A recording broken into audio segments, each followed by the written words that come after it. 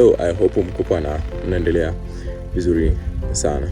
I want to make something clear ambacho sidhani watu wengi wanakielewa. Yani nimekutana na watu wengi ambao wanafanya biashara, nimepata bahati ya kuongea na marketing managers wa hotels, wa lodges, wenye biashara. Nimekutana na watu wengi sana ambao wanafanya biashara, and katikati ya mazungumzo unakuta kabisa yani mtu ambaye unaongea naye kuhusiana na biashara yake au kuhusiana na kampuni ambayo anafanyia kazi ama sehemu alipo, yani katikati ya mazungumzo unakuja kujua kabisa hawa wanafanya kazi lakini hawana strategy aina yoyote. Yani hawana strategy aina yoyote. Yani wao wanafanya kazi mradi wamefanya kazi tu. Hawajui wako wapi, hawajui wanaenda wapi. Yani wapo tu mradi wateja wamekuja sawa. Yani wao wanaona everything is okay. Yani wako pale, hawaendi extra miles. Yani wao sijui ni yekeje lakini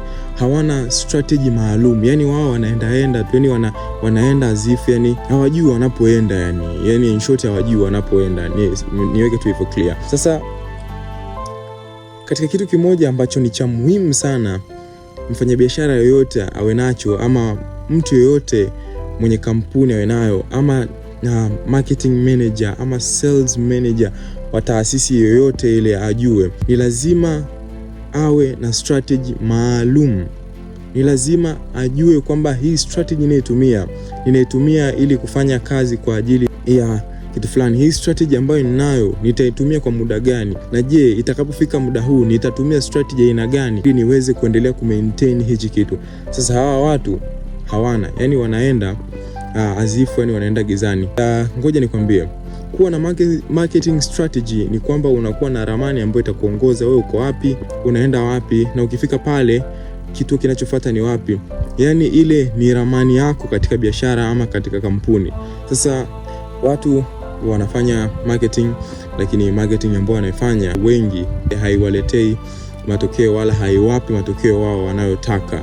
Ndio maana marketing managers wengi sana wanahangaika, watu wengi wa sales department wanahangaika kwa sababu hawana marketing strategy nzuri ya biashara zao, ya taasisi zao, ya makampuni yao.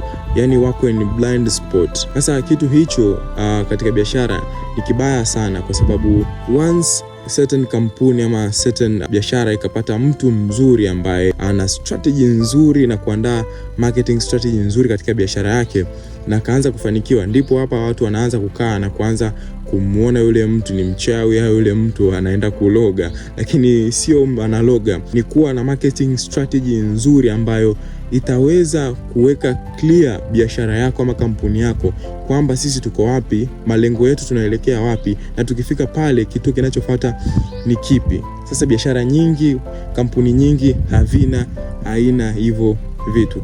So hicho ni kitu ambacho kina wafelisha wengi. So nitaenda kuandaa soon a class ambalo litahusiana na marketing strategy. Why uwe na marketing strategy? So stay tuned to Mwalimu Digital, and don't forget to follow, like and share. Lakini pia tuna account mpya ya Mwalimu Digital Company. Don't forget to follow, to like and share too. Stay blessed.